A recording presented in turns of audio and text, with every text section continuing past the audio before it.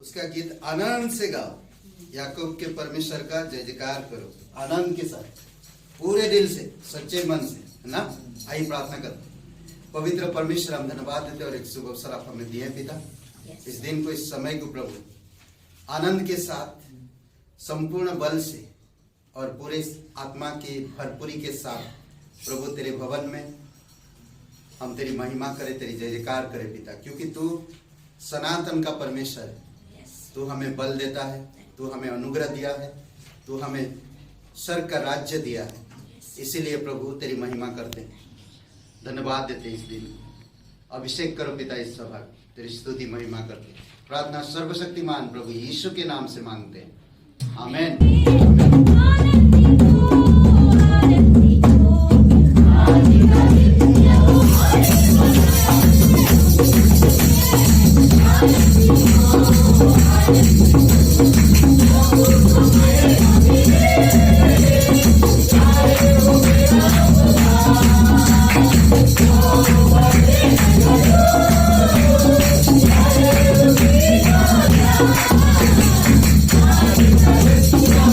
Hallelujah.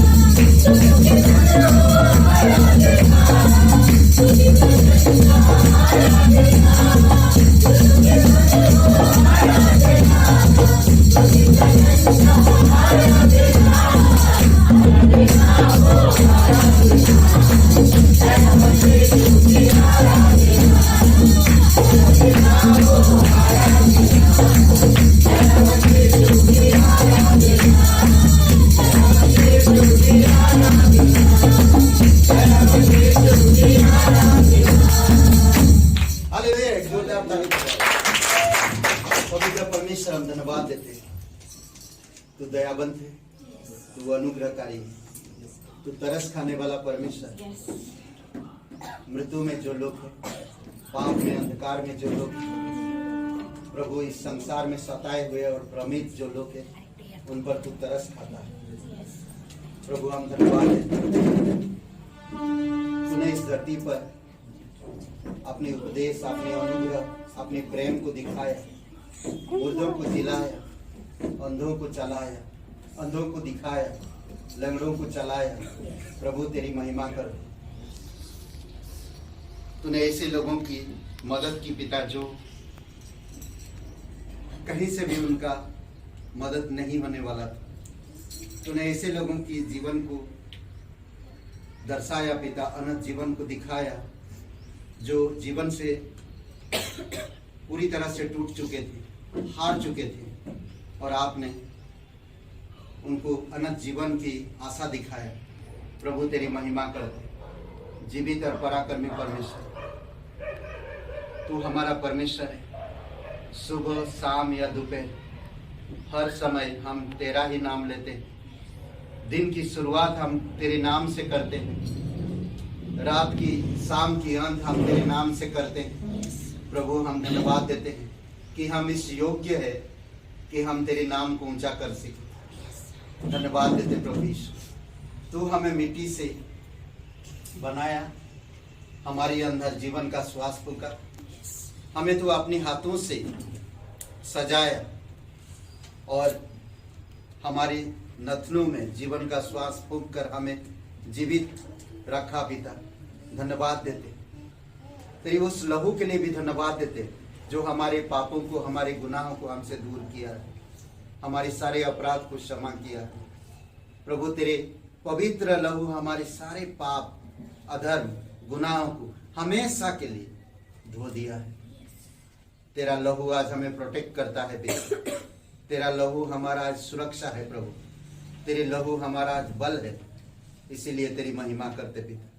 धन्यवाद देते, तेरी स्तुति महिमा करते यीशु मसीह।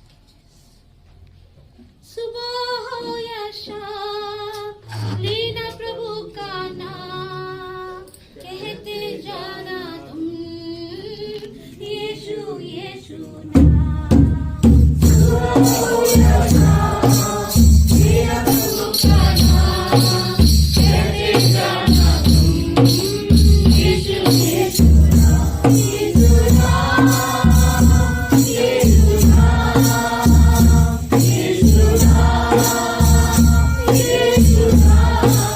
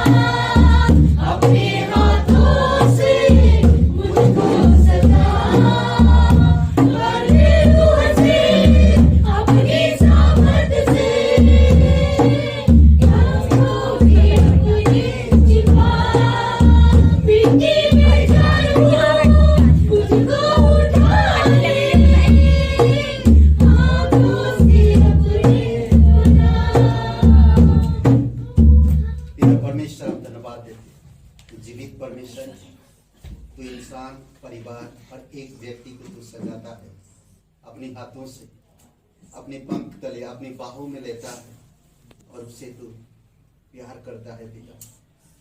धन्यवाद देते प्रभु यीशु। तो कभी किसी को बिगड़ने नहीं देता, कभी किसी को तू तोड़ने नहीं देता, भ्रमित होने नहीं देता। तू लोगों को प्यार करता, लोगों को सजाता, लोगों को लाता है। तू हमारा पिता है, हम तेरे हाथों में सुरक्षित है, हम तेरे साये में सुरक्षित है पिता। धन्यवाद देते प्रभु यीशु। महफूज हूँ मैं तेरे साए में पिता, तेरा हाथ मैं कभी ना छोड़ूंगा। महफूज हूँ मैं तेरे साए में पिता, तेरा हाथ मैं कभी ना छोड़ूंगा। अपने साए में मुझको छिपा, अपने हाथों से मुझको ढका। अपने साए में मुझको छिपा, अपने हाथों से मुझको सजा। अपनी रूह से, अपनी सामर्थ से हाथों में अपने छिपा। पीठी में जालू मुझको उठा ले, हाथों से अपने बना। अपनी रूह से, अपनी सामर्थ से आंखों में अपने छिपा। मिट्टी में जालू मुझको उठा ले, हाथों से अपने बना।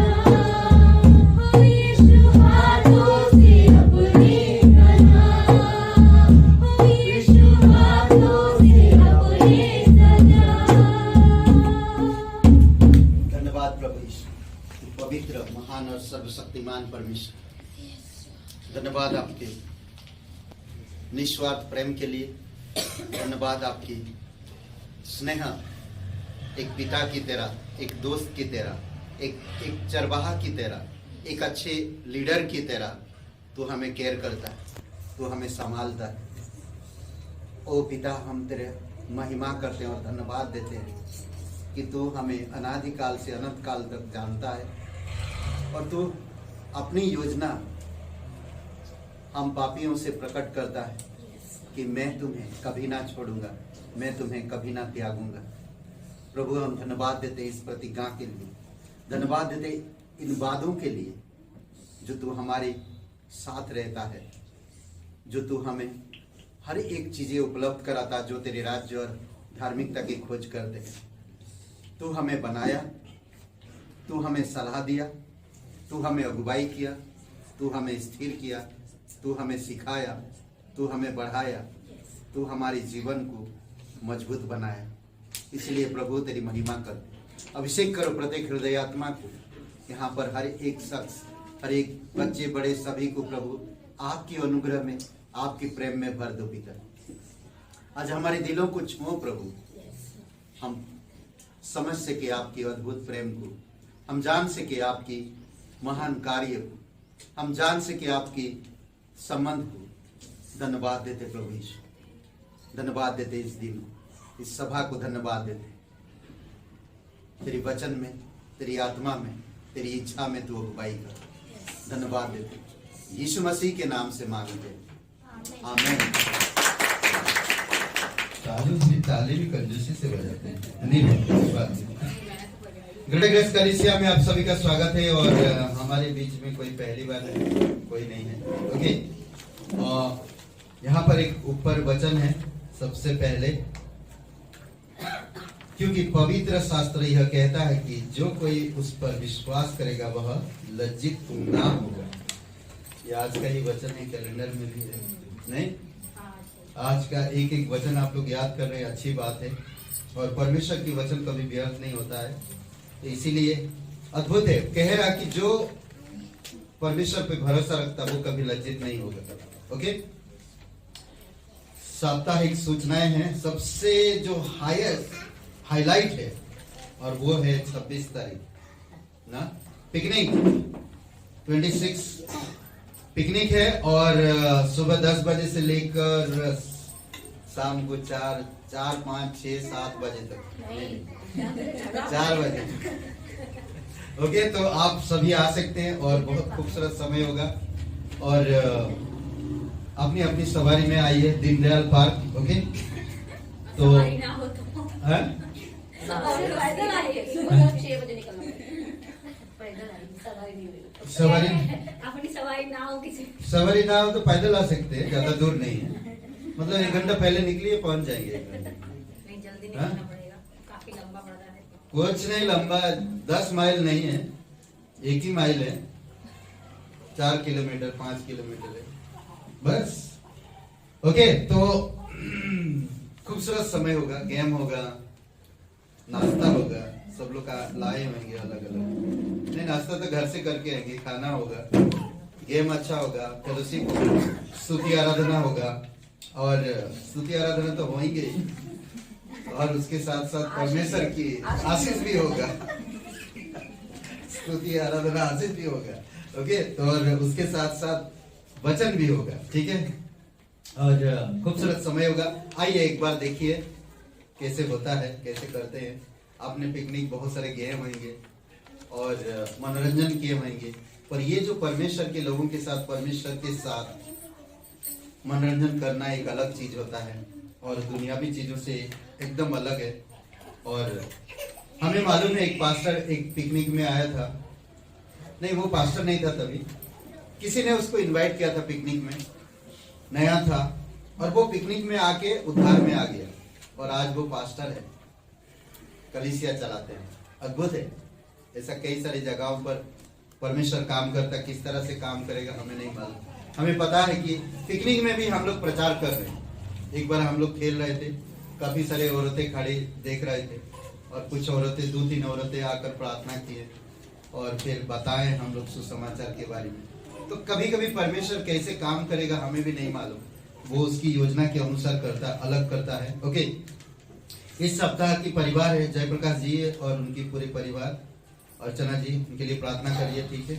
परमेश्वर स्वस्थ रखे, परमेश्वर में एकता, प्रेम, शांति, बुद्धि और आध्यात्मिक में बढ़े। ओके, 28 जनवरी को मिशनरी पास्टर रोशन है वसाई में, तो उनके लिए प्रार्थना करिए, ठीक है।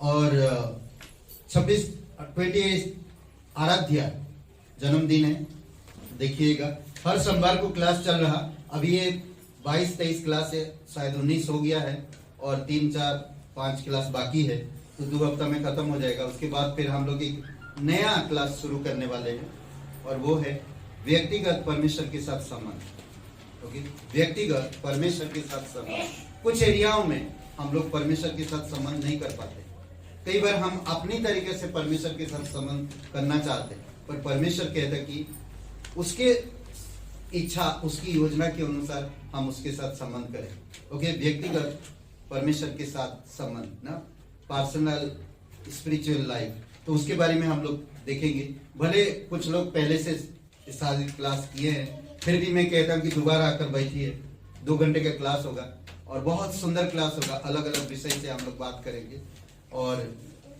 अद्भुत होगा, ठीक है। बस इतना ही है, सोचना है और कुछ नहीं, ठीक है।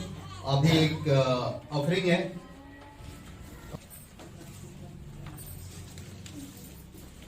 हालांकि 3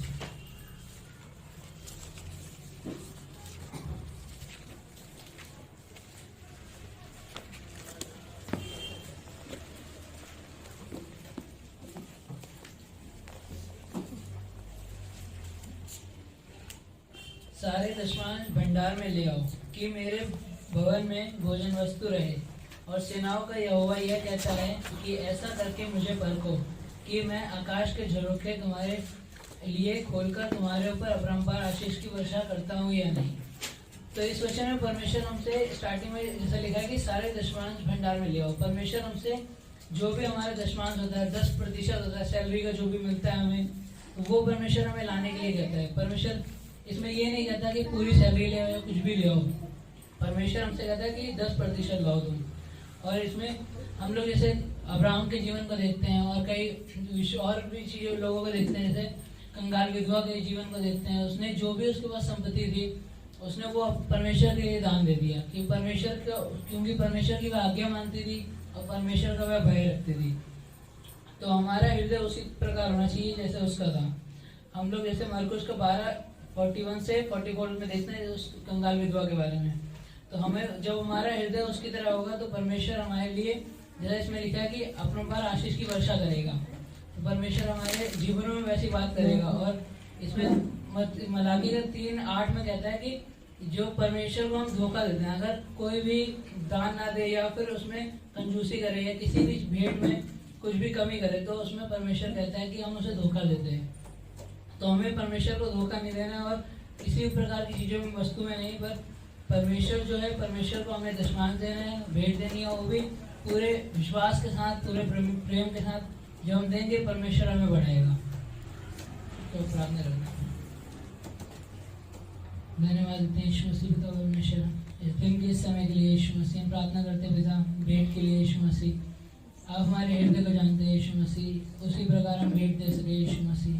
हम प्रार्थना करते हैं यीशु मसीह, प्रत्येक हृदय को यीशु मसीह आप जानते हैं पिता।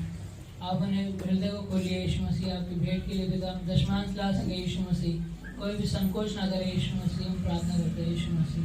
धन्यवाद देते हैं पिता, धन्यवाद देते हैं यीशु मसीह के नाम से मांगते हैं।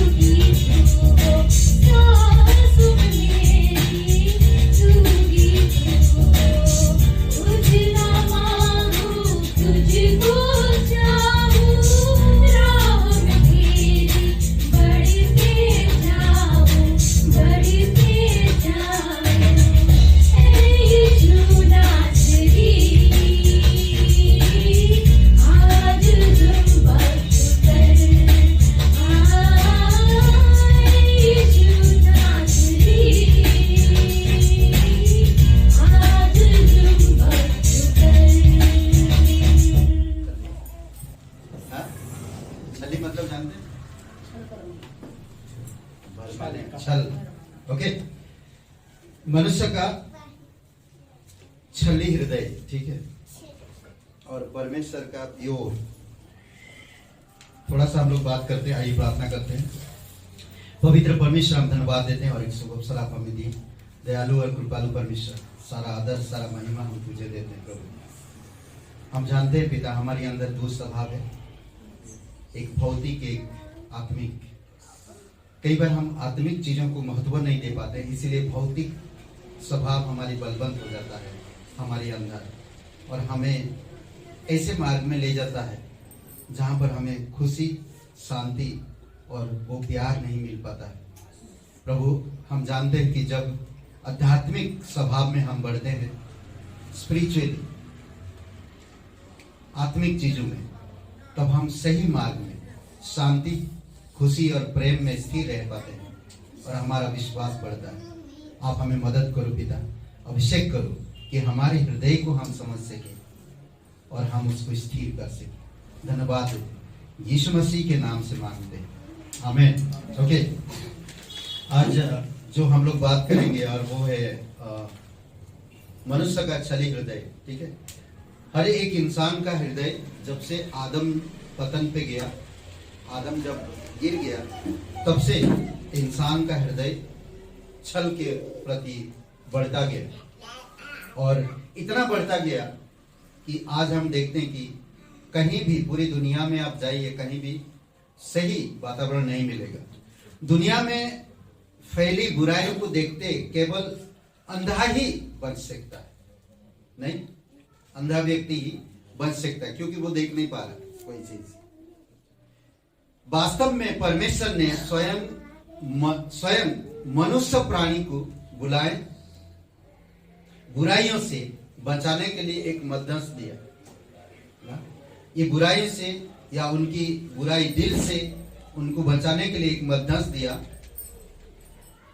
क्योंकि उसके बीच बचाव के बिना मनुष्य प्राणी सदैव खोए हुए अवस्था में बना रहता है। हमेशा परमेश्वर के बिना वो हमेशा खोया हुआ है और उसका दिल धोखा देने में जल्दी है, ठीक है। तो इसीलिए बहुत जरूरी कि हमको समझना और जानना। ओके, एक वचन है जो बताता यिर्मयाह 17:9, ठीक है। धीरे धीरे करके हम लोग बढ़ेंगे। परमेश्वर का दिल प्योर है और पवित्र है और वो हमें पवित्र रखना चाहता और हमारे दिल को पवित्र बनाना चाहता, पर हम छली हुई दिल में मतलब हमारे दिल के अंदर, हमारे मन के अंदर जो कल्पनाएं हैं वो हमेशा बुराई को उत्पन्न करता है। मन में जो भी पैदा होता है और वो बुराई है। मन तो सब वस्तुओं से अधिक धोखा देने वाला होता है, उसमें असाध्य रोग लगा है। उसका भेद कौन समझ सकता है? यिर्मयाह 17:9। पहले तो मन धोखा देने वाला होता है सब वस्तुओं में, उसमें रोग लगा है, उसका भेद कोई नहीं समझ सकता। कई बार आप और मैं मन की बातें भी नहीं समझ पाते कि ये हो क्या रहा, कई बार नहीं समझ पाते। और एक वचन हम देखते हैं कि नीति वचन का 4:23 में, सबसे अधिक अपने मन की रक्षा कर, क्योंकि जीवन का मूल स्रोत वही है। सोचिए, मेरे जीवन की बहुत सी समस्याएं मेरे ही छली हृदय के कारण है ना, मेरे हृदय के कारण है। मेरे जीवन की जो समस्याएं हैं मेरे हृदय के कारण है। इसीलिए मैं अधर्म के कामों से, बोलते ना कि मैं अधर्म के कामों से पड़ा हूं, मैं अधर्म से पड़ा हूं और उस अधर्म के काम में ही डूबा हुआ हूं। बाइबल क्लियर बताता है नीति वचन का 4:23 में कि सबसे अधिक अपने मन की रक्षा कर, क्योंकि जीवन का मूल स्रोत वही है। कई बार हम कोई चीजों को नहीं समझते हैं, दिल जो कहा वही कर दिया, मन जो कहा वही कर दिया। हमें वैसे नहीं करना चाहिए। इसीलिए बहुत जरूरी है हमको समझना, जब से आदम बोलते ना कि उससे पहले भी हम देख सकते हैं स्वर्ग में पहले लड़ाई हुआ ना। परमेश्वर ने जो स्वर्गदूतों को बनाया था, देवदूतों को बनाया, स्वर्गदूतों को बनाया था, उसमें से एक स्वर्गदूत जिसका नाम लूसीफर जिसका नाम है, वो परमेश्वर की राजगद्दी का देखभाल कर रहा था, राजगद्दी का देखभाल कर रहा था। ये यशायाह की किताब में है, 14 अध्याय 12 से 15 में आप देख सकते हैं। अपने अंदर, अपने मन के अंदर सिर्फ कहा था उसने किया नहीं था, पर मन के अंदर सोचा था। इसीलिए वचनों में कहता है कि तुम अगर किसी को देखकर, अगर कोई भी चीज, पैसे, रुपया, खूबसूरत लड़की या औरत के बारे में देखकर अगर आप मन में कुछ सोचते हो तो तुम अंदर पाप कर चुके हो ना, अंदर पाप कर चुके हो। तो मन में ही कहा था सिर्फ। यशायाह का 14:12 से 5 में कहा था। वहां पर से लड़ाई शुरू हुई और वही लूसीफर को ये पृथ्वी संभालना था। परंतु जब वो गिर गया तो उसको स्वर्ग से नीचे गिरा दिया गया, नीले गगन में, हवा में वो आज काम कर रहा। अदृश्य है, स्वर्गदूत अदृश्य होते हैं, ओके। आज वो हवा में काम कर रहा और परमेश्वर ने इस धरती को संभालने के लिए इंसान को बनाया और शैतान को यह बात बर्दाश्त नहीं हुआ जो स्वर्ग से गिरा था। वो इस इंसान के अंदर मन खराब करना चाहा और खराब करने में सक्सेस हुआ, उसका मन को दूषित करने में सक्सेस हो गया। और तब से हम देख रहे हैं कि हर पीढ़ी जिस इंसान के द्वारा, जिस मनुष्य के द्वारा, जिस आदम के द्वारा पूरे पृथ्वी पर आदम आने वाली पीढ़ी सारे के सारे दूषित होते गए उसके कारण। और ये शैतान का काम उस समय भी काम कर रहा, आज भी काम कर रहा। इसीलिए आज हर एक इंसान का जो दिल है वो धोखेबाज हो चुका है। जो कुछ भी मन में उत्पन्न होता है वो बुराई को उत्पन्न करता है। उत्पत्ति का 6 अध्याय में हम देखते हैं कि परमेश्वर कहता है कि जो भी मनुष्य के मन में उत्पन्न होता है वो बुराई को उत्पन्न करता है। हमारा छली हुई हृदय हमारी अगुवाई गलत मार्ग पर करता है। हमारी जो छली हुई दिल या मन गलत मार्ग पर हमें अगुवाई करता है।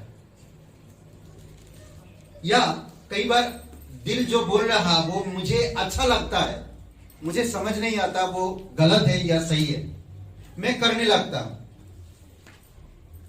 कई बार हमारा ऐसा होता है, हमारा ऐसा हृदय किसी भी प्रकार के बुरे व्यवहार को उचित ठहरा सकता है। हमारा जो दिल है, हमारा जो दिल किसी भी व्यवहार को उचित ठहराता है। कई बार देखेंगे लोग बुरा करके छुपाते क्यों है, ये उसके छली हुई मन बता रहा, मन कह रहा। कई बार हम बुरा करते हैं और छुपाते हैं। हमारा दिल कई बार ये सब चीजें वो अगुवाई करता है। मन ना कहता बोल मत तू फंस जाएगा, बोल मत तू फंस जाएगा, नहीं, कई बार होता। बट कहते हैं कि हमारा हृदय विश्वासयोग्य नहीं है, इसलिए हमें उन पर ध्यान रखना चाहिए। उस पर परमेश्वर क्या कह रहा, अद्भुत बात कह रहा ना, कि सबसे ज्यादा रक्षा अपने मन की कर ना, यही जीवन का स्रोत है। जीवन का स्रोत यही है। शैतान के अस्तित्व को इनकार नहीं कर सकते आप। शैतान हमेशा, जब आप यीशु पर विश्वास करते हो, शैतान आपके पीछे हाथ धोकर पड़ेगा, हाथ धोकर पड़ेगा, मतलब लगातार, समझ रहे, शैतान पड़ेगा। इसीलिए आपको शैतान को इनकार नहीं कर सकते, शैतान है, मानना पड़ेगा। कई बार होता है कि हम नहीं मानते और शैतान की जो कार्य है, जो युक्तियां हैं, उसको नजरअंदाज करते हैं। शैतान के अस्तित्व को इनकार नहीं कर सकते हम। हमें शैतान से अनजान भी नहीं रहना चाहिए, क्योंकि शैतान एक ऐसा है जो आपको हमेशा परमेश्वर की नजर में गिराना चाहता है। और परमेश्वर की बातें आपके अंदर बढ़ने नहीं देना चाहता। समझ रहे? शैतान का अस्तित्व वास्तविक है, वो काम करता है, हमें उससे अनजान नहीं रहना है, हमें उसके अस्तित्व को पहचानना है और समझना है। बाइबल में इसीलिए हम हमेशा कहते हैं कि बाइबल स्कूल ज्वाइन करो। भले एक क्लास, बाइबल स्कूल में बहुत सारी चीजें सीखते हैं, हम बातचीत होती, फेलोशिप करते हैं। आप पढ़ रहे हो बाइबल, अच्छी बात है, आप सुन रहे हो वचन, अच्छी बात है। संगति भी बहुत जरूरी है। शुरुआती कलीसिया के लोग जब विश्वास में आते थे तो हमेशा संगति रखते थे, घर घर मिला करते थे। वो लोग सोचते नहीं कि उसका घर पे मैं क्यों जाऊं, नहीं सोचते थे। वो कभी ऐसा नहीं सोचते थे। वो हर किसी के पास जाते थे, वो कभी नहीं भेदभाव रखते थे, क्योंकि वो जान गए परमेश्वर। वो कभी भेदभाव नहीं रखते थे। वो क्या करते थे, जाके प्रेरितों के काम की 2 अध्याय और वचन 42 में देखिए, अद्भुत बात कहता नहीं। मुझे अच्छा लगता वो लोग जो इस प्रकार की संबंध में रहते थे, अच्छा लगता है।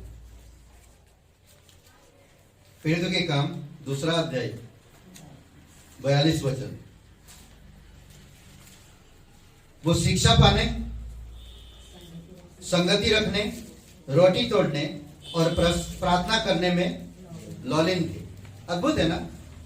तो हमें ये करना चाहिए, तो हमें शैतान से बच पाएंगे और शैतान के आक्रमण और युक्तियों को समझ पाएंगे। कई बार हम बोलते हैं ना कि नहीं, मैं बस इतना काफी है। नहीं, जितना हो सकता करिए। कई बार हमारे पास समय नहीं हो पा रहा, कई बार हमारी नींद, कई बार हमारी शरीर, कई बार हमारी परिवार, कई बार हमारी समाज हमें परमेश्वर से मिलने में रुकावटें। जब आप संगति में बढ़ते हैं तो आप परमेश्वर की विशेषता को जान पाते हैं और शैतान के अस्तित्व को समझ पाते हैं और शैतान की युक्तियों को जान पाते हैं। तब आपका जीवन, आपका मन परमेश्वर में स्थिर होता है और परमेश्वर में बढ़ता है। उसका जो प्रभाव क्षण मात्र में पड़ जाता है। शैतान का जो प्रभाव है, शैतान वास्तविक है और उसका जो प्रभाव क्षण भर में आ जाता है ना। अभी यहां आपको शैतान हावी कर सकता है। आप वचन सुन रहे हो, आपके मन को ठंडा कर देगा, आपके मन को ठंडा कर देगा और आप वचन सुनने से इनकार करेंगे।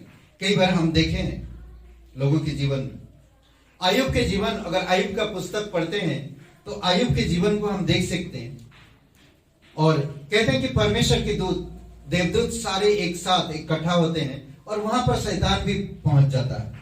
तो परमेश्वर उससे कहता है, आयुब के पुस्तक में 6 और 7 वचन में कहता कि हमें उसकी वास्तविकता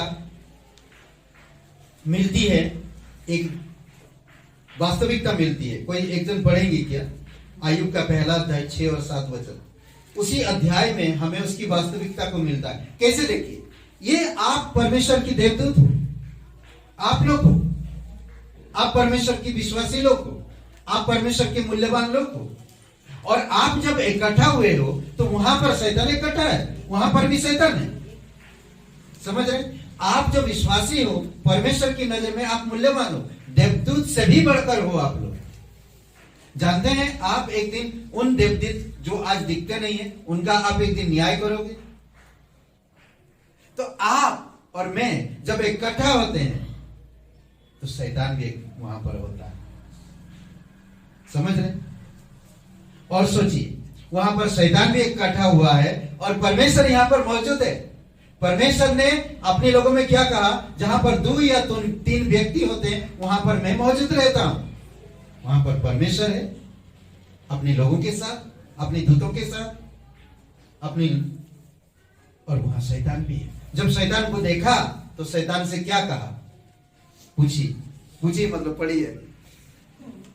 एक दिन यहोवा परमेश्वर के पुत्र और उसके सामने उपस्थित हुए और उनके बीच शैतान भी आया। यहोवा ने शैतान से पूछा, तू कहाँ से आता है? शैतान ने यहोवा को उत्तर दिया, पृथ्वी पर इधर उधर घूमते फिरते और डोलते डोलते आया हूँ। ओके, बात कर रहा है शैतान।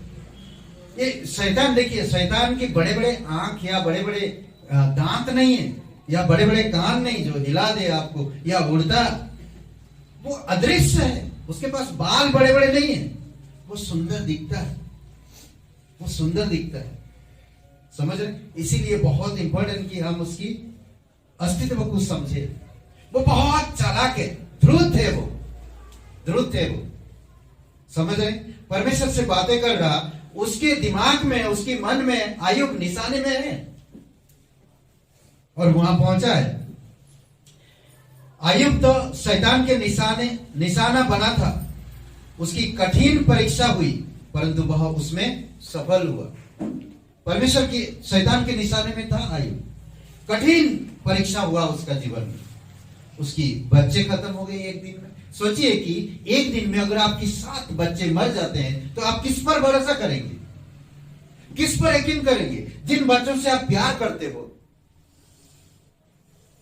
जिन बच्चों के लिए आप भविष्य के बारे में सोचे हो, और एक दिन में वो खत्म हो जाते हैं, तो आप किस पर भरोसा करेंगे? मुझे नहीं लगता हम किसी पर भरोसा करेंगे। हम तो उस दिन से इतना हमारा मन कठोर हो जाएगा, तो है ही नहीं बोलेंगे। क्लियर है ये इंसान के अंदर। पर आयुब ऐसा नहीं किया। आयुब के जीवन में ऐसा कठिन परीक्षाएं हुई, फिर भी उन सारी परीक्षाओं में वो सफल हुआ। फिर वचन 12 को पढ़िए, उसी अध्याय में।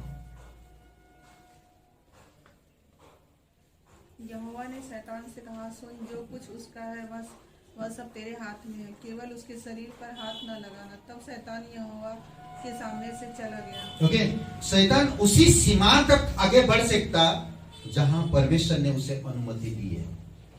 उसी सीमा तक आगे बढ़ सकता। पहले अनुमति दिया उसको शरीर को छूना मत, उसके प्राण को छूना मत। फिर बाद में अनुमति देता उसके प्राण को टच मत करना। सोचिए, कहते हैं कि आगे चलकर हम यह भी पाते हैं कि आयुब ने शैतान के दोनों आक्रमण पर विजयी हो गया। कैसे विजयी हुआ?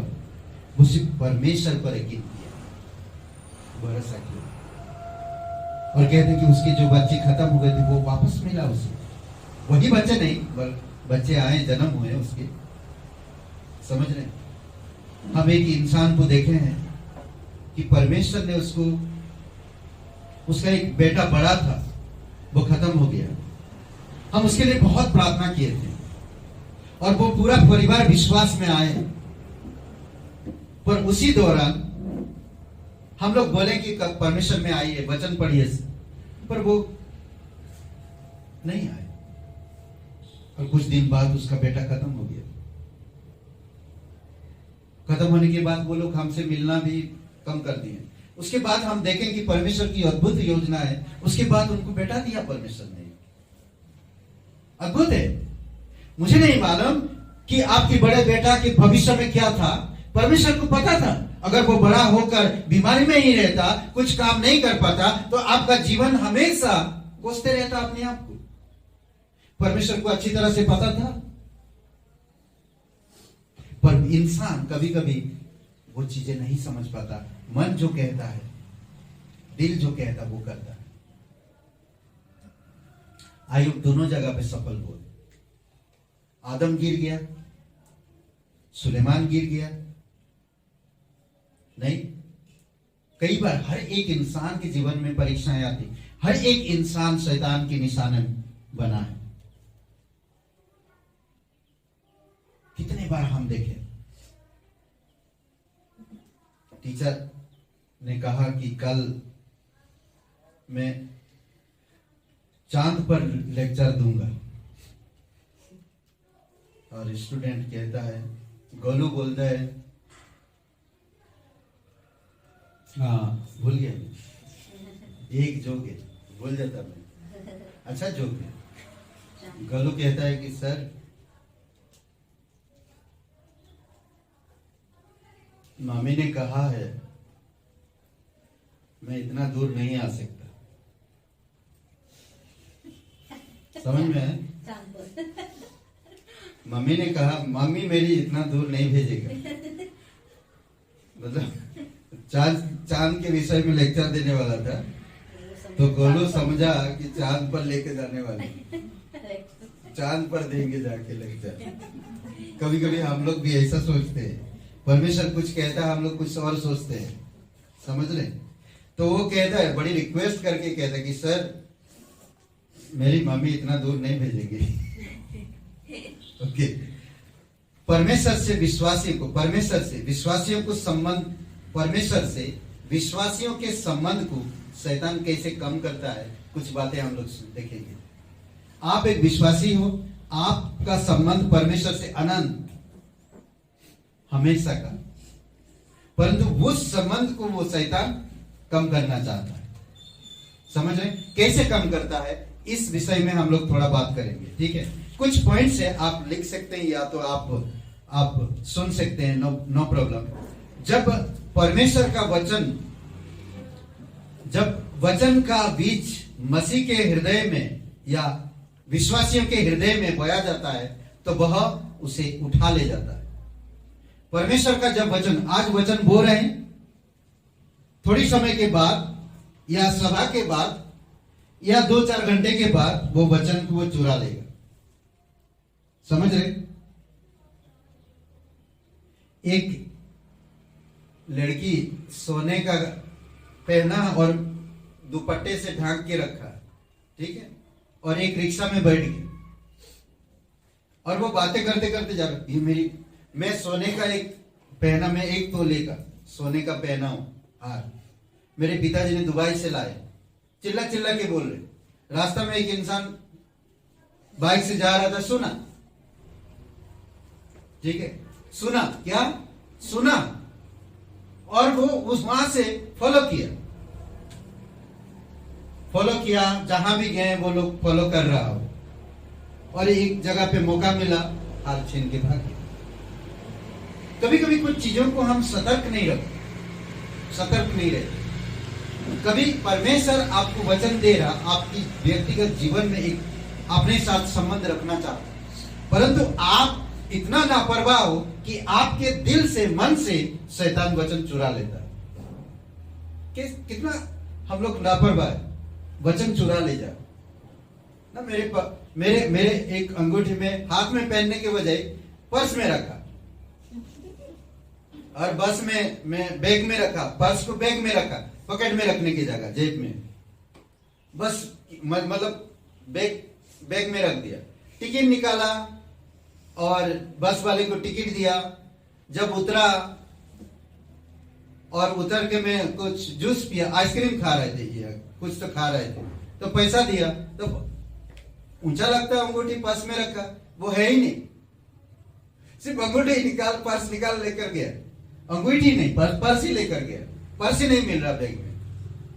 तो मैं बोला मार लिया। तो उसने देखा जब मैंने पैसा निकाला और कहाँ रखा उसको अच्छा से पता चला। मुझे लगता है वो बहुत पहले से वो फॉलो कर रहा हमको, हमारे भी 10 रुपया का टिकट, वो भी 10 रुपया खर्चा किया, फॉलो कर, तो पैसे के साथ साथ सोने की अंगूठी भी ले गया, वो शादी का अंगूठी। कभी कभी होता है, कई सारी चीजें होता है, नहीं मालूम, आपके अंदर से परमेश्वर वचन उड़ा लेता। आपको क्या करते हो, सम क्या बोलते हो, हिप्नोटाइज कर देता है, हिप्नोटाइज करेगा, वचन चुरा लेगा शैतान।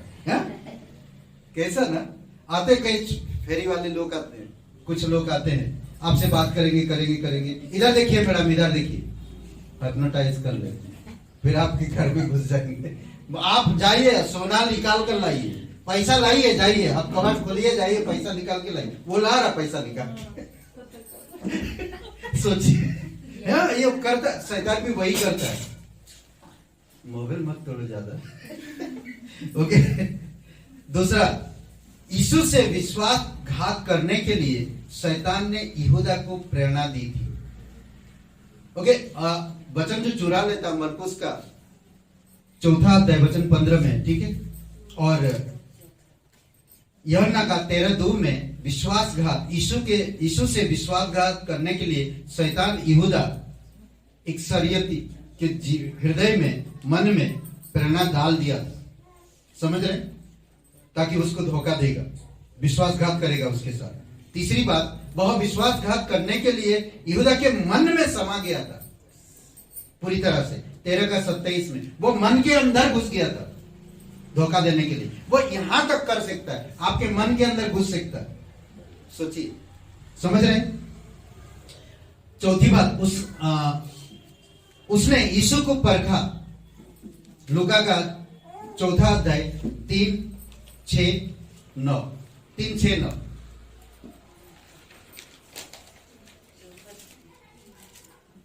थ्री जा कितना, 9, 4 3 जा, अच्छा, थैंक यू, मुझे गणित भी नहीं आता। ओके, लूका का 4 अध्याय 3:6-9। यीशु को परखना चाहा ना, पहले तो पत्थर को रोटी बनाने के लिए कहा। दूसरी बात, मुझे सारा अधिकार दिया गया, मैं तुम्हें दूंगा। तीसरी बात, मुझे दंडवत करिए, पूरा जो दुनिया देख रही हो मैं तुम्हें दे दूंगा। ये लालसा डालता है आदम के अंदर, तो आदम और हवा के अंदर यही डाला, अरे नहीं, तुम फल खाओगे तो तुम परमेश्वर के समान बन जाओगे। अरे वाह, मुझे परमेश्वर बनने में कौन रोक सकता, अब तो मैं फल खाऊंगा ही। क्लियर है? नहीं, ये शैतान है जो काम करता है, समझ रहे? ओके, वह संपूर्ण जगत को छलता है। छलता मतलब भरमाता है, धोखा देता है पूरे दुनिया को, एक जगह को नहीं, एक मजहब के लोगों को नहीं, पूरे दुनिया के लोगों को, समझ रहे? भरमाता, प्रकाशित वाक्य 12:9 में देखिए। इसकी जो आपको जो परमेश्वर के साथ संबंध को कम करने के लिए ये सारी चीजें वो इस्तेमाल करता है, ताकि आप परमेश्वर के साथ आपका संबंध कम हो, समझ रहे? नेक्स्ट, वह झूठा का पिता है। जितने भी है संसार में झूठ, ये उसका पिता है। परमेश्वर कभी झूठ नहीं बोलता, याद रखिएगा, समझ रहे? कई बार होता है हम खुद झूठ बोलते हैं और परमेश्वर को बोलते हैं जैसा वो चाहेगा वैसा वो होएगा। कमाल है, झूठ खुद बोल रहे हो, तुम्हारा मन झूठ से भरा हुआ है और ऊपर से कहते जैसा वो चाहेगा वैसे वो होएगा। अरे कम से कम आप समझिए परमेश्वर आपसे क्या कहना चाहता। मैं नहीं, वो जो तुम सोच रहे हो वो और कोई है जो तुम्हें भरमा रहा है, जो तुम्हारे अंदर झूठ उत्पन्न कर रहा, उपजा रहा है, जो तुम्हारे अंदर डाल रहा है, क्योंकि वो झूठ का पिता है वो, समझ रहे? यूहन्ना का 8वां अध्याय और वचन 44 में। ओके, तो ये कुछ बातें हैं जो आपको मुझे समझना। नेक्स्ट कहता है कि पहला पत्रस 5:8 में वह निगल जाने के लिए लोगों को ढूंढता है। निगल ना, लोगों को ढूंढता वैसे, मतलब आजकल बहुत सारे लोग क्रेडिट कार्ड, LIC लोग ढूंढते रहते हैं किसको फंसा ले, डाल दे, अपना फायदा देखते नहीं। ऐसा बहुत से लोगों को आपको मिलेंगे आज दुनिया में, ऐसे करते, ढूंढ रहे, किसी ना किसी बंदे को ढूंढे। आप देखेंगे स्टेशन में या और अलग अलग जगह पे लोगों को फंसाने का पूरी योजना बना के रखते हैं, पूरी योजना। आप जाएंगे तो आप ये करेंगे तो ये हो, आप एक बार उनमें घुस जाइए तो आप बाहर आना नामुमकिन है, आप फंसेंगे 100%। आज इंटरनेट में सिर्फ आपकी OTP नंबर बता दीजिए, देखिए फिर आपके बैंक में जितना भी बैलेंस साफ हो जाएगा।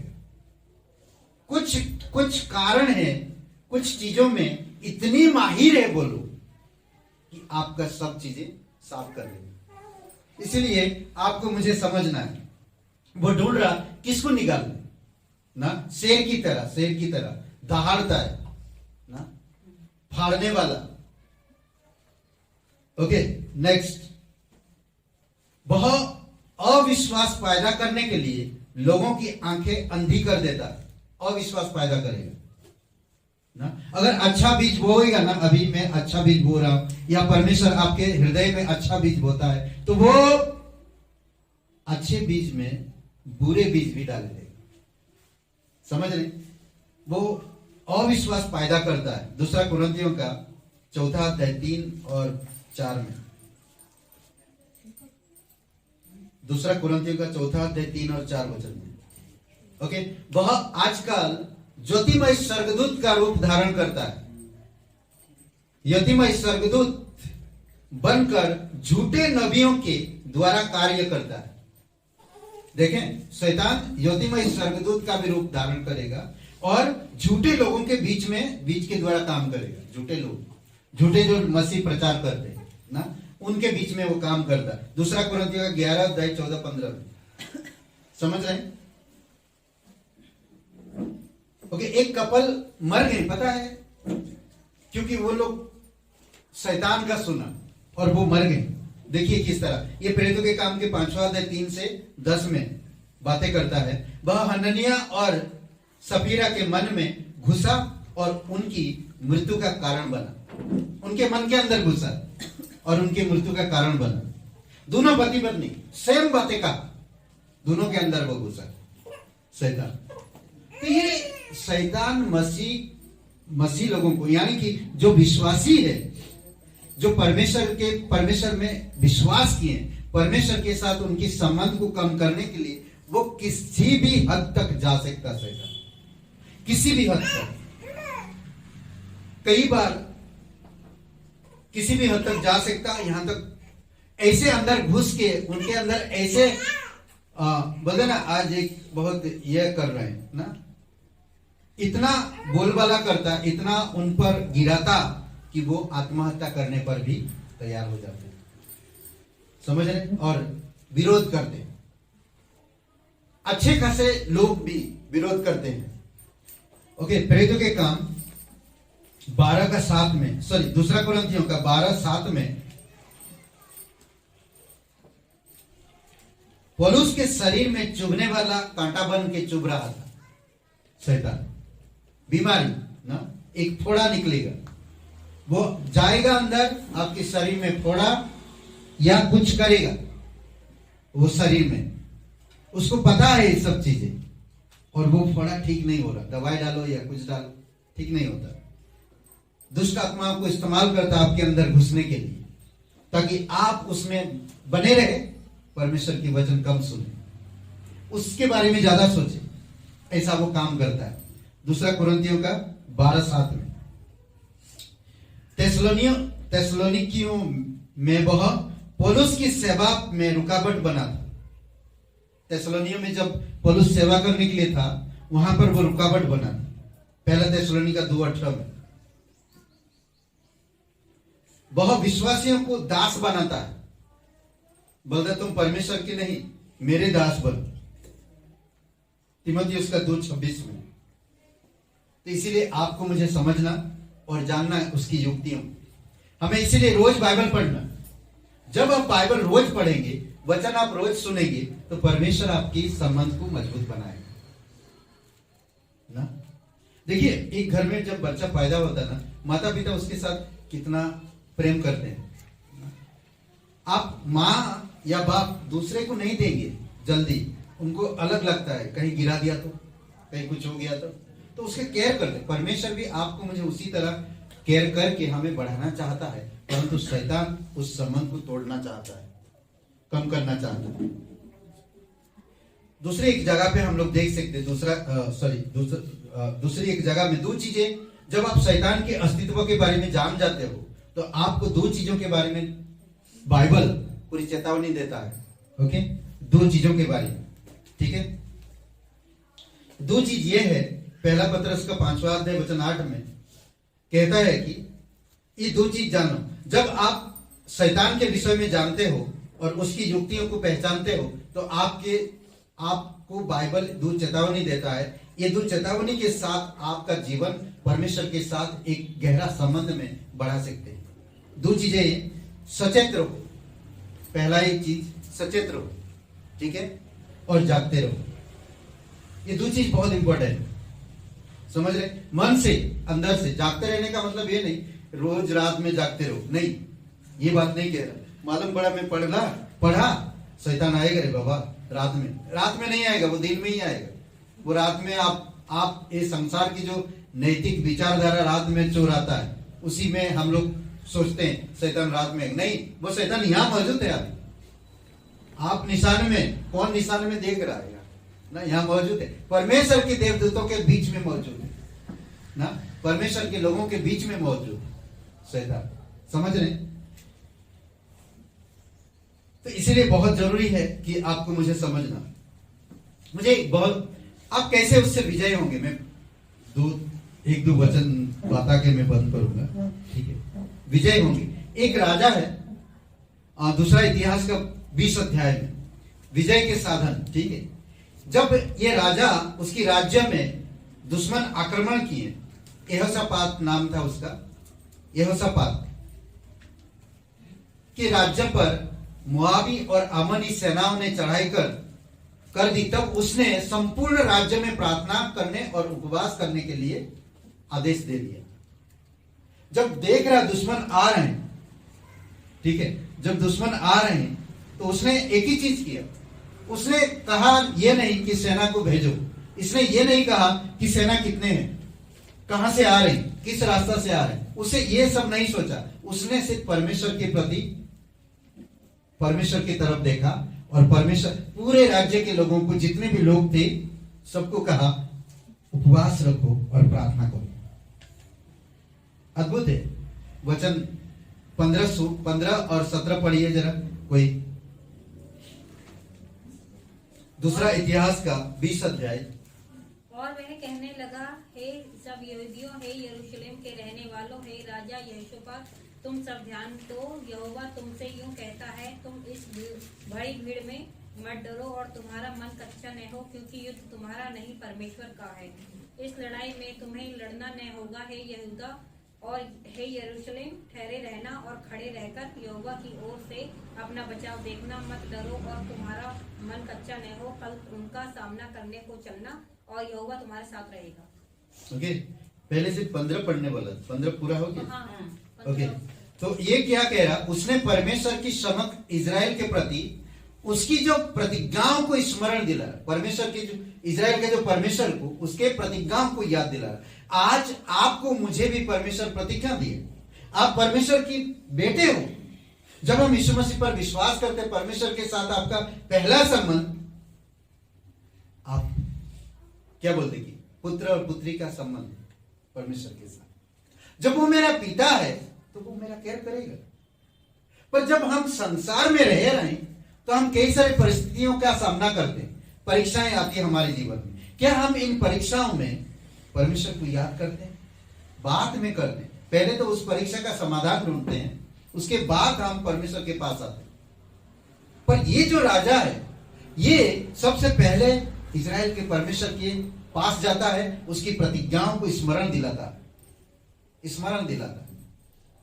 उपवास करता, फिर परमेश्वर का वचन उसके पास आता, मत डरो, ये लड़ाई मेरा है, तुम्हारा नहीं। तुम मेरे बेटे हो, मैं लड़ूंगा, तुम मेरे पीछे आओ। परमेश्वर करता। जब हम परमेश्वर को आगे रखते, परमेश्वर ने अपने वचन के प्रति विश्वासयोग्य, और 17 वचन पढ़िए, 17 वचन।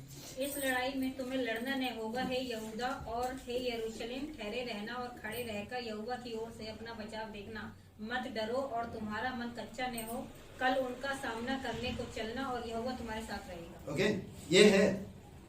फिर परमेश्वर ने उनको वादा किया। परमेश्वर अपने वचन के प्रति विश्वासयोग्य है और इजराइल को, उनको शत्रुओं से उन्हें छुड़ाया। आपको मुझे भी छुड़ाएगा। आपको मुझे भी प्रतिज्ञा दिया। एक वचन पढ़िए, दूसरा कोरिन्थियों का 10, 3 से 5। दूसरा कोरिन्थियों का 10, 3 से 5। मैं पढ़ लूं? मैं पढ़ता हूं, ठीक है। जिस प्रकार परमेश्वर ने इजराइल को छुटकारा दिया, वैसे ही उसने हमें भी छुटकारा देने की प्रतिज्ञा किया है।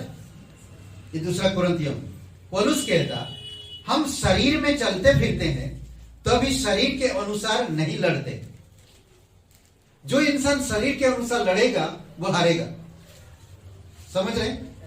हम शरीर में चलते फिरते हैं, शरीर के अनुसार नहीं लड़ते, क्योंकि हमारी लड़ाई के हथियार शारीरिक नहीं है, पर गढ़ों को ढा देने के लिए परमेश्वर के द्वारा सामर्थ्य है।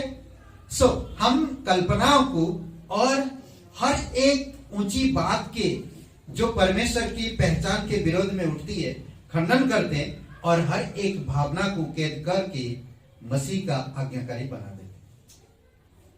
परमेश्वर के प्रति जो विरोधाभास आती है हमारे जीवन में, हम उस बात को नहीं मानते। इसीलिए परमेश्वर हमें प्रतिज्ञा किया, क्योंकि हमें पता है परमेश्वर सच्चा है, परमेश्वर सामर्थ्य है, परमेश्वर तीसरे दिन मरे हुए से जी उठा है, परमेश्वर इस धरती पर स्वयं इंसान बनकर आया, हम सभी लोगों की अपराध और गुनाहों के कारण क्रूस पर जीवन दिया। ये सत्य है। यीशु कहता मार्ग, सच्चाई और जीवन मैं ही हूं, बिना मेरे द्वारा तुम पिता के पास नहीं पहुंच सकते। ये सत्य है। इस सच्चाई के साथ हमें बढ़ना और उन चीजों का सामना करना।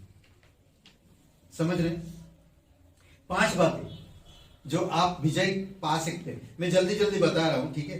पहला, परमेश्वर मतलब कि सर्व अधिकारी है, सत्ताधारी बोलते ना, परमेश्वर सत्ताधारी है। समझ रहे? पहला पॉइंट, परमेश्वर सत्ताधारी है। सत्ताधारी का मतलब उसके पास सारे पावर है ना, हर चीज को सामर्थ्य में रखता है, वो अपने अधिकार में रखता है। शैतान बोलते हैं कि शैतान को जब क्रूस पे मर गया तो हंस रहा था।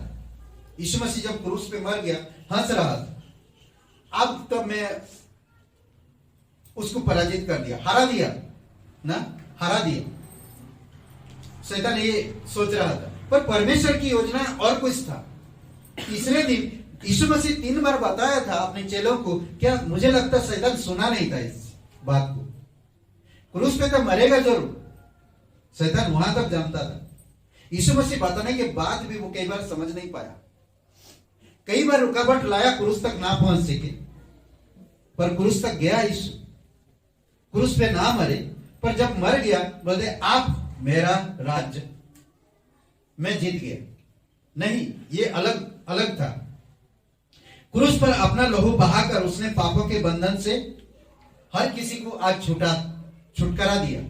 मरा तो जरूर क्रूस पर पापों के बंधन से लोगों को छुड़ाने के लिए अपना पवित्र लहू बहाया, ताकि उनकी अपराध गुनाहों को छुड़ाकर उन्हें परमेश्वर के साथ एक संबंध बना सके। यीशु मसीह, शैतान हंस रहा था, परंतु परमेश्वर ने जो कुछ किया उसे शैतान मिटा देना चाहता था, परंतु मसीह हमारा मध्यस्थ है। यीशु मसीह हमारा मध्यस्थ है। उसने शैतान के एक महान प्रचारक, उसने शैतान क्या बोलते कि उसने शैतान के साथ कई बार बातचीत किया। कौन? यीशु मसीह ने 3-4 बार बातचीत किया। इंग्लैंड का एक प्रचारक है चार्ल्स स्पर्जन, एक किसान की कहानी बताते हैं। वो किसान इस प्रकार बताते हैं,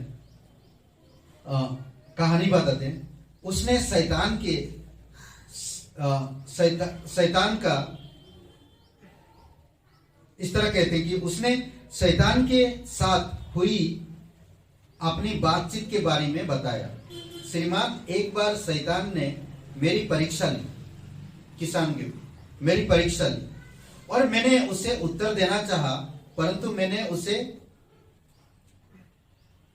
कुशल वकील पाया, उससे भी कुशल वकील पाया। कहते मैं उससे बातचीत करना चाहता था, पर मेरा वकील मुझे बात करने नहीं दिया। ठीक है, आप सुनिए, कुशल वकील ना, सुनिए, वह व्यवस्था को मुझसे अधिक जानता था। शैतान व्यवस्था को मुझसे अधिक जानता था, इसलिए मैंने शांत होकर उससे कहा, तुम मुझे परेशान कर रहे हो। किसान ने शैतान से बात कर रहा कि तुम मुझे परेशान कर रहे हो। उसने कहा, केवल तुम्हारी आत्मा के लिए, ओके, तुम्हारी आत्मा के लिए। इस पर मैंने कहा, वो इससे मेरा क्या काम? इससे मेरा क्या काम? सिर्फ वो कह रहा तुम्हारी आत्मा और मन के लिए। तो किसान कहता ये इससे मुझे कोई काम नहीं है। अब सुनिए, यदि आए काम नहीं, मैंने तो अपने हृदय मसीह को दे दिया। ठीक है, किसान कह रहा मैंने तो अपना हृदय मसीह को दे दिया, मैंने इसे मसीह को हस्तांतरित कर दिया, मतलब पूरी तरह से उसको समर्पित कर दिया। यदि आप उसके बारे में कुछ पूछना चाहते हैं तो कृपया मेरे मध्यस्थ वकील से पूछिए। मेरा वकील कौन है? यीशु मसीह। मुझे आपसे बात करने की जरूरत नहीं, मुझे मेरा वकील है, उससे बात करिए। समझ रहे? ये वो किसान का जवाब था। और एक किसान का बात, किसान मेहनत करता वो बहुत मेहनत करता है, और वो हमेशा खेती किसानी करता है। एक बार उसके पानी भरता मेहनत करके रात में 4 बजे जाकर, और उसके खेत का पानी दूसरे खेत में भर जाता हमेशा। तो ये 2-3 बार देखा, जिसके खेत में भर जाता उसको भी समझाया, मेरा पानी तुम्हारे खेत में कैसे चला जाता मुझे समझ नहीं आ रहा। बोला कोई बात नहीं, हर दिन मेहनत कर रहा। ठीक है, और मेहनत करते करते उसने एक बार पास्टर से पूछा, पास्टर जी मैं क्या करूं?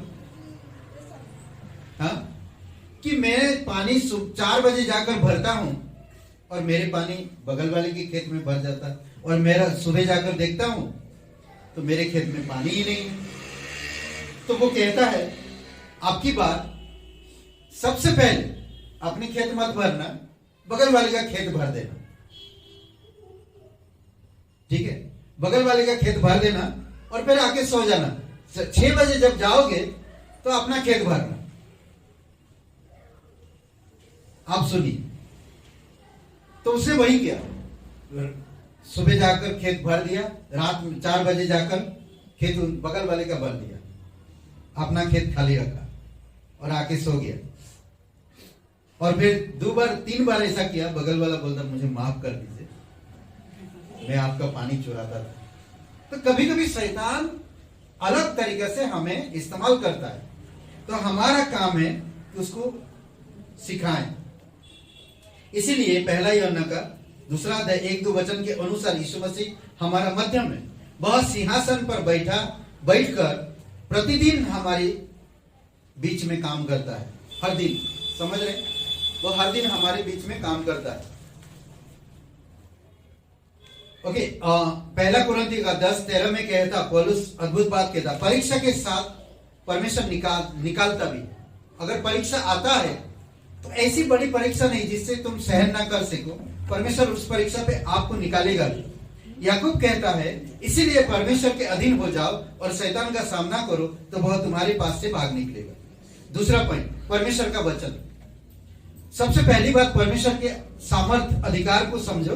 दूसरी बात, परमेश्वर का वचन। लूका रचित सुसमाचार में परमेश्वर के वचन की सामर्थ के बारे में एक अच्छा उदाहरण दिया गया, 4 अध्याय। ठीक है, यहां पर ऐसा घटना है, बहुत सुंदर घटना होता है। यहां पर यीशु भूखा है, उपवास किया, 40 दिन 40 रात निराहार रहा। उसने वहां की शैतान ने जंगल में उसको ले गया, उससे वहां परीक्षा की। शैतान ने यीशु से पहले कहा कि इस पत्थर को रोटी बना दे। फिर कहा यदि तू मुझे दंडवत करे तो मैं संसार का राज्य तुम्हें तुझे दूंगा। शैतान आज भी ऐसा ही अपना अनुयायियों से काम करता है, जो थोड़ा समझ रहे, ऐसे ही काम करता है, क्योंकि वचन में कम है। वो परमेश्वर की वचन को लोग समझ नहीं पाते हैं, इसीलिए उनके बीच में ऐसा काम करता है। वो वचन लेकर आता है और वचनों के साथ वो काम करता है। अंत में शैतान परमेश्वर को एक व्यर्थ परीक्षा में डालने के लिए यीशु को एक ऊंचे स्थान में ले जाता और कूद जाने के लिए कहता। यीशु ने उसको अस्वीकार किया, हमें ना तो परमेश्वर की परीक्षा करनी है और ना ऐसे ना सोचना है, मुझे सोचना नहीं, बल्कि परमेश्वर की ये सारे जो भड़काऊ जैसा बातें इनका विरोध करके परमेश्वर की वचनों में अधीन कर देना चाहिए। समझ रहे हैं?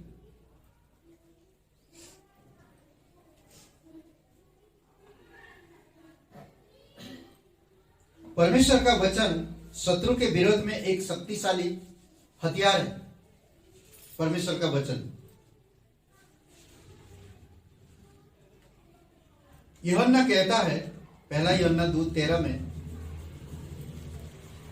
हे पितरों, मैं तुम्हें इसलिए लिखा है कि जो आदि में तुम उसे, क्या बोलते, जो आदि में तुम उसे जान गए हो। हे जवानों, मैं तुम्हें इसीलिए लिखा है कि तुम बलवंत हो और परमेश्वर का वचन तुम में बना रहता है और तुमने उस दुष्ट पर जय पाई। वचन संहिता 119 वचन 9 में कहता है, हमारे जवान अपनी चाल चलन को किस उपाय से शुद्ध रखे, तेरे वचन के अनुसार सावधान रहे।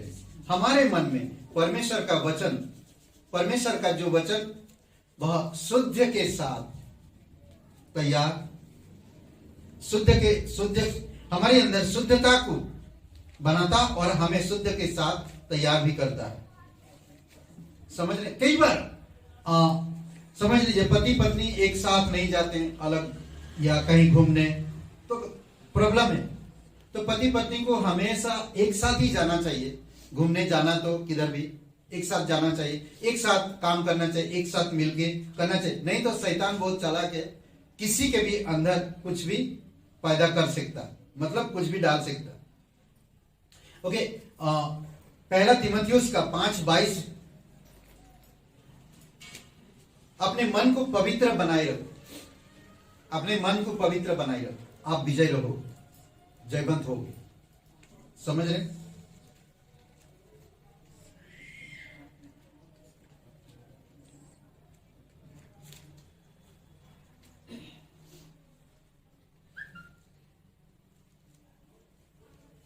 कई बार पास्टर लोग गिरते हैं अपनी खुद की शब्दों में और अपनी खुद की आदतों में। कई बार मसीह परमेश्वर के साथ विजय नहीं हो पाते हैं क्योंकि वो परमेश्वर के वचनों के अनुसार नहीं जीवन जीते। परमेश्वर के वचन स्थिति को संभाल लेता है, कोई भी स्थिति हो संभाल लेता है। ओके, प्रार्थना, तीसरी पॉइंट है प्रार्थना। यीशु ने अपने चेलों से कहा, जागते रहो और प्रार्थना करते रहो। मत्ती का 26:41 में, आत्मा तो तैयार है पर शरीर दुर्बल है। प्रार्थना से हर दिन का आरंभ करिए और प्रार्थना से हर एक काम करिए, तो शैतान से आप लड़ पाएंगे और शैतान का सामना कर पाएंगे। प्रार्थना का जीवन होना बहुत जरूरी है। नीति वचन का 22:3 में कहता है कि चतुर मनुष्य विपत्ति को आते देखकर छिप जाता है, परंतु भले लोग आगे बढ़कर दंड भोगते हैं। चतुर जो इंसान होता है ना, वो विपत्ति आने वाला है, वो सावधानी पूर्वक काम करता है। परंतु भोले लोग जो होते हैं, भोले ना, वो क्या करते हैं? सामना करते हैं। आने दो, दिखाई ना, आने दो। वो उलट पुलट जाते जब तूफान आता, विपत्ति आती, हवा 3 चक्कर उसको घुमा देता, पटका देता, करता। समझे? कई बार विपत्ति ऐसा करता, शैतान ऐसा करता। मुझे मालूम है शैतान की अस्तित्व को, मुझे मालूम है उसकी वास्तविकता को, मुझे मालूम है उसकी युक्तियों को, तो मुझे सावधान रहने की जरूरत है। मुझे अपने अंदर परमेश्वर के वचनों को बढ़ाने की जरूरत है। बुद्धिमानी व्यक्ति आने वाले विपत्ति को पहले से देखकर उसको निपटने के लिए योजनाएं बनाना। क्या कहा? इधर से मोआबी लोग, इधर से आमनी लोग। तो ऐसा बात ने क्या किया? पूरे राज्य को कह दिया, क्या? प्रार्थना करो, उपवास करो। तो परमेश्वर क्या? तुम जीतोगे, हारोगे नहीं। परिस्थिति बदल गई। अगर वही राजा सेना तैयार करके जाता तो शायद हार जाता। समझ रहे? प्रतिदिन को आरंभ करने से पहले प्रार्थना और मनन के द्वारा आप आने वाली विपत्ति का सामना करने को तैयार होते हैं। इससे बहुत बार हम खतरों को भी टाल देते हैं और खतरे बढ़ा भी टल जाता है। ओके, पवित्र आत्मा। हमेशा पवित्र आत्मा के बारे में सोचिए। लोगों में अपनी सेवा आरंभ करने में पहले आत्मा यीशु को जंगल में ले गया। यीशु लोगों के बीच में काम करने से पहले आत्मा यीशु मसीह को जंगल में ले गया ताकि इब्लिस के द्वारा उसकी परीक्षा हो। समझ रहे हैं? आपको मुझे भी कई बार इसी प्रकार आत्मा ले जाता उसका सामना करने के लिए। उस इंसान का हो सकता कि वो दिखने में ज्ञानी लग रहा हो ना, ऐसे इंसान के पास आपको ले जाएगा। वो देखने में बहुत बड़ा ज्ञानी है और आप बोलेगे अरे ये तो वचन सुनेगा ही नहीं। अब पहले से ही हथियार डाल दिए ना, आप पहले से ही हथियार डाल दिए। इसीलिए बहुत जरूरी है आपको समझना कि शैतान उसके परीक्षा को और बाद में वह वहां से आत्मा से परिपूर्ण हो गया। उसमें लिया शैतान, परीक्षा किया, फिर बाद में क्या हुआ? उसका आत्मा भी आया और उसका देखभाल किया, शैतान हार गया। तो इसीलिए बहुत जरूरी है कि हमें समझना यीशु ने परमेश्वर के आत्मा की सामर्थ और परमेश्वर के वचन के प्रयोग द्वारा शैतान पर जय पाया। समझ रहे? आत्मा के अनुसार चलो। गलतियों का 5वां अध्याय वचन 16 और 17। आत्मा के अनुसार चलो तो शरीर की लालसा किसी रीति से पूरी ना करो, क्योंकि शरीर आत्मा के विरुद्ध में और आत्मा शरीर के विरुद्ध में लालसा करती रहती है। तो हमारी मन, हमारा दिल शरीर पर निर्भर हो जाते हैं, आत्मा पर नहीं होते। इसीलिए बहुत जरूरी है कि आपको मुझे समझना एक दूसरे के विरोधी है, इसीलिए कि जो तुम करना चाहते वो ना करने पाओगे। जो आप करना चाहते हो, बढ़ना चाहते हो, बढ़ नहीं पाते हो। गाना गाना चाहते हो, गा नहीं पाते हो। सीखना चाहते हो, कुछ कर नहीं पाते हो। प्रचार करना चाहते हो, नहीं कर पाते हो। क्यों? क्योंकि हम आत्मा के अनुसार नहीं चले। ओके, लूका का 9:23 में हमारा उत्तरदायित्व है कि हम पवित्र आत्मा की अगुवाई में चले, जिससे शरीर की इच्छा पर विजय हो। ओके, इसमें स्वार्थ का परित्याग करने को कहा है। स्वार्थ अपने जीवन में जो स्वार्थ है उसको त्यागने के लिए कहा है। और रोमियो का 3 अध्याय वचन 14 में पुराने मनुष्य तत्व को तर्क रहने को, यानी कि सतर्क रहने को कहता है। पुरानी मनुष्य तत्व से सतर्क रहने के लिए कहता है। पुराना जो स्वभाव है, पुरानी जो आदतें हैं, उनसे सतर्क रहने के लिए कहता है। ओके, हमसे कहा गया ना मसीह को पहन लो, नहीं, मसीह को पहन लो और शरीर की अभिलाषाओं को पूरी ना करो। अगर मसीह को पहनोगे नहीं, पुरानी मनुष्य को पहनोगे, तो आप मसीह की शरीर की लालसा को ही पूरा करो। इसीलिए पहला यूहन्ना में कहता, पहला यूहन्ना 4:4 में, हे बालकों तुम परमेश्वर के हो, तुमने उस पर जय पाई है, क्योंकि तुम में से वह उससे जो संसार में है बड़ा है। हमारे अंदर संसार में जो है उससे भी बड़ा है। पवित्र आत्मा प्रत्येक विश्वासी में रहता है। जब यीशु मसीह पर विश्वास करते, हर एक इंसान के अंदर पवित्र आत्मा रहता है। मैं नहीं बुलाऊंगा पवित्र आत्मा आ, शैतान मुझे लड़ रहा, नहीं। पवित्र आत्मा जिस वक्त आप यीशु मसीह पर विश्वास किए, उसी समय से आपके अंदर पवित्र आत्मा है। अगर आप पवित्र आत्मा को मजबूत बनाना है तो आप पुरानी स्वभाव को त्याग कर नई स्वभाव में रहना है, यीशु को पहनना है। समझ रहे? वचन पढ़ना है, प्रार्थना करना है, उसके अधिकार को समझना है, कलीसिया आना, संगति करना, ये सारे चीजों में नई मनुष्य तत्व बढ़ते जाएगी। समझ रहे? शैतान पर विजय पाने के लिए हमें सामर्थ्य देता कौन? पवित्र आत्मा, विश्वासी हैं। ओके, आखिरी पॉइंट, विश्वास। कौन सा पॉइंट है जो आप विजय का साधन है? परमेश्वर का अधिकार, सत्ताधारी परमेश्वर, वचन, परमेश्वर का वचन, प्रार्थना, पवित्र आत्मा, आप विश्वास। ये 5 बातें हैं जो आपको, आपका जीवन को विजय बना सकता, या ये 5 चीजें हैं जो विजय का साधन है। ओके, क्योंकि जो कुछ परमेश्वर से उत्पन्न हुआ है वह संसार पर जय प्राप्त करता है। जो कुछ परमेश्वर से उत्पन्न हुआ है वह संसार पर जय प्राप्त करता है। वह विजय जिससे संसार पर जय प्राप्त होती है आपका विश्वास। समझ रहे? पहला यूहन्ना 5:4, ये आपका विश्वास है। दानियल का 3 अध्याय में लिखा है, यहूदी बच्चों के लिए ना, यहूदी बच्चे आग में के भट्टी में जब जा रहे हैं तो उस समय वो लोग कैसा विजय हो? उन्होंने कहा जब पूरा 3 अध्याय में, दानियल का 3 अध्याय, जब राजा ने उनकी बातों को पूरी तरह से खारिज किया, वो लोगों ने राजा की बातों को खारिज किया, बोला कि हम आपकी बात नहीं मानेंगे, हम अपनी परमेश्वर पर ही भरोसा करेंगे। सुनिए, हमारा परमेश्वर सामर्थी है। उन्होंने कहा,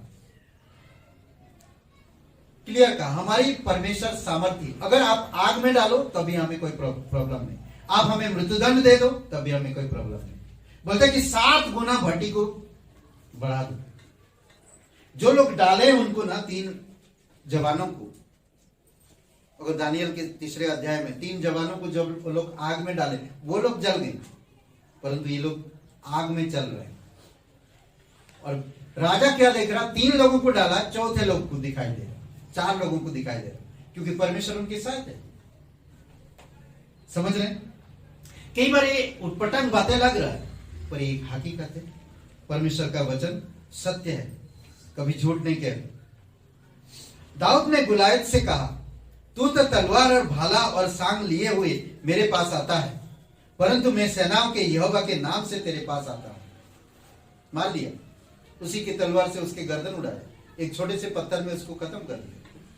कहां से उसको सामर्थ्य मिला? परमेश्वर के नाम से गया। बड़ी सेना भी हार जाएगी जब आप परमेश्वर के नाम से जाओ। उसे परमेश्वर पर भरोसा था नहीं। और आखिरी एक उदाहरण और है, 10 भेदियों को प्रतिज्ञा के देश में भेजा गया, निर्गमन की किताब में। उसे परमेश्वर पर क्या बोलते कि भेजा गया, भेदियों भेद लेने के लिए गए थे। उन्होंने आकर भयंकर कहानी सुनाई।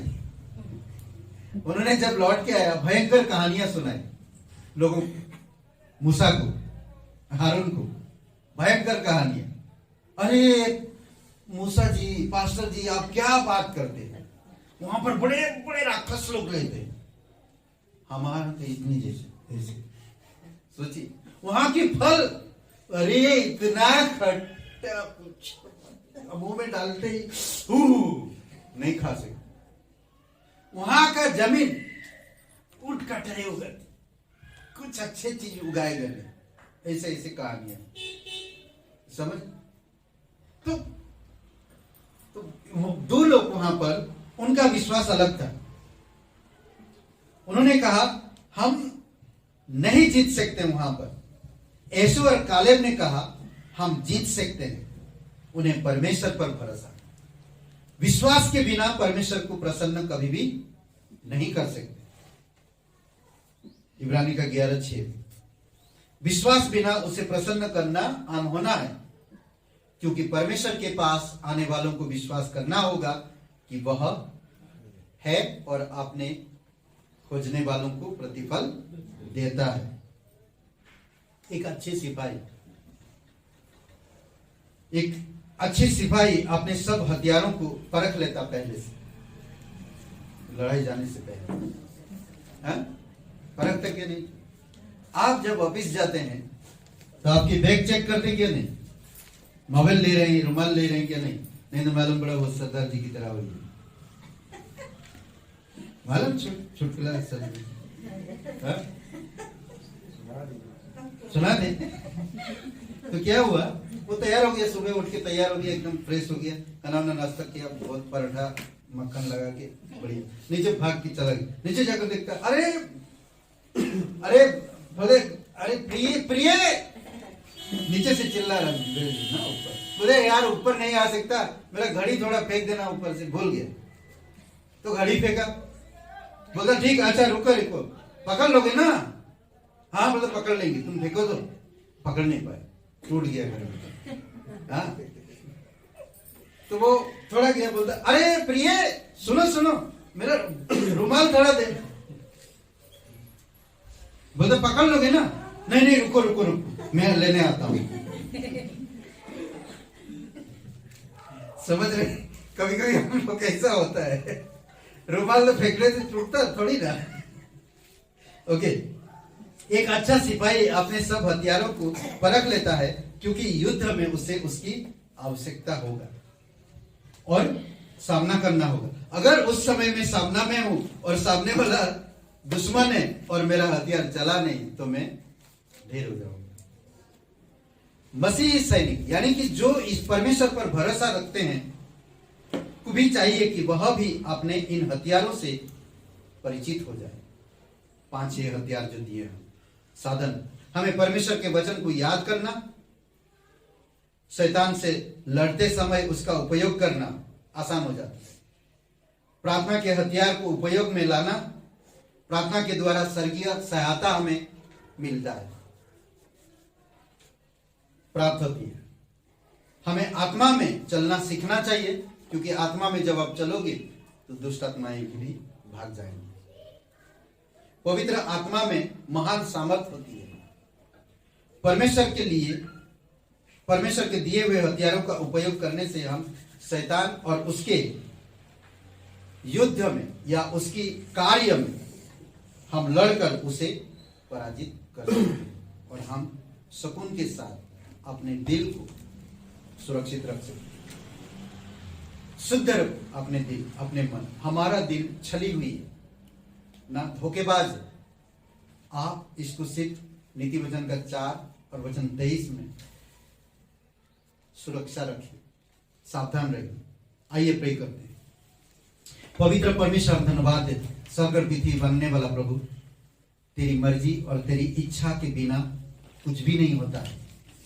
धन्यवाद करते कि तू हमें हमारे दिल तू सिद्ध करने के लिए या शुद्ध में रखने के लिए तू स्वयं स्वर्ग छोड़कर इस धरती पर आया, ताकि हमारी भ्रमित मन, छली हुई दिल ये सिद्ध हो सके और स्थिर रह सके और विजय हो सके। धन्यवाद प्रभु यीशु, हम हारे हुए थे परंतु आपके द्वारा हम विजय हुए।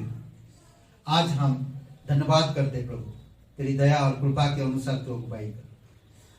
कोई भी भाई बहन आप पहले कभी यीशु मसीह पर विश्वास नहीं किए, आज अगर आप इस वचन को सुना और आपने सुनकर समझा, अगर विश्वास नहीं किए तो आज आप यीशु पर विश्वास कर सकते हैं। वो आपसे प्यार करता है और वो आपको नया जीवन देना चाहता है। वो आपको एक ऐसी जीवन देना चाहता जो अनंत जीवन है। अगर आप उस जीवन में बढ़ना चाहते, उस जीवन को पाना चाहते, तो परमेश्वर आपको आशीष और उद्धार देगा, एक नया जीवन मिलेगा। इसीलिए अगर आप विश्वास करना चाहते हैं तो मेरे साथ प्रार्थना को करिए। वो आपके गुनाहों को, आपके पापों की खातिर क्रूस पर जीवन दिया, कब्र में गया और तीसरे दिन जी उठा। अगर आप विश्वास करना चाहते मेरे साथ प्रार्थना को करिए। कहिए, हे यीशु, मैं जानता हूँ मैं एक पापी हूँ, मैं खुद को नहीं बचा सकता। धन्यवाद करता हूँ मेरे अपराधों के कारण तू क्रूस पर जीवन दिया। हे यीशु, मुझे माफ कर, मेरे हृदय में आ, मुझे नया जीवन दे। तन मन से विश्वास करता तू मेरा उद्धार करता, तू मेरा मुक्ति दाता, तू पवित्र परमेश्वर का इकलौता पुत्र मसीहा है। धन्यवाद करते यीशु के नाम से, यीशु के नाम से। आमीन। नाम लियो रे यीशु का मंगलकारी नाम लियो रे यीशु का मंगलकारी नाम लियो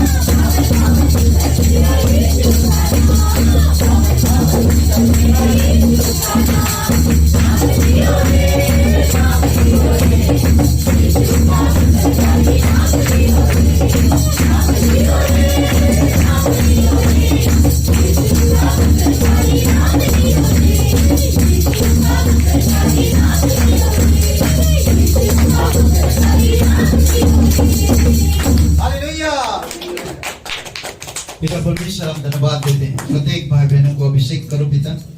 खास करके आशा जी के लिए प्रार्थना करते हैं। प्रभु यीशु, आप अभी इसी समय उनको स्पर्श करो। दयालु और कृपालु परमेश्वर, हार्ड मांस लहू से शक्ति दे। विश्वास करते प्रभु यीशु कि आपने उन्हें छू लिया और चंगाई दे दिया। प्रभु, हम प्रार्थना करते हैं गौरव के लिए, एक व्यक्ति जो उसकी प्रॉब्लम है शरीर में, प्रभु यीशु डाइजेशन के लिए। पिता, हम प्रार्थना करते हैं उसको शक्ति सामर्थ देना। पिता, तेरी दया और कृपा रहे प्रभु यीशु। तू पवित्र और पराक्रमी सर्वशक्तिमान परमेश्वर, अब शक्ति सामर्थ के साथ अगुवाई करो। प्रत्येक भाई बहनों को अगुवाई करो पिता। प्रभु बीआर सिंह, उनके जीवन के लिए आप उनके अंतरात्मा से बात करो प्रभु यीशु। तेरी महिमा को प्रकट करो पिता। धन्यवाद देते हैं मिस्टर कौशल। प्रभु, हम प्रार्थना करते हैं उनके जीवन के लिए भी आपकी अनुग्रह, आपकी दया रहे। तो जीवित और पराक्रमी का परमेश्वर, तेरी स्तुति महिमा करते हैं। हम विश्वास करते हैं प्रत्येक हृदय आत्मा को जानने वाले प्रभु, उनके हृदय से बातें करो, उनकी मन से बातें करो पिता। दयालु और कृपालु परमेश्वर, धन्यवाद देते हैं। प्रत्येक लोगों को अगुवाई करो प्रभु यीशु। और पिता, प्रार्थना करते हैं मंगलवार को 26 तारीख पिकनिक के लिए तेरी दया और कृपा रहे, सभी लोग आ सके, मौसम अच्छा रहे, तेरी इच्छा अनुसार। धन्यवाद देते हैं, यीशु नासरी के नाम से मांगते हैं, आमीन।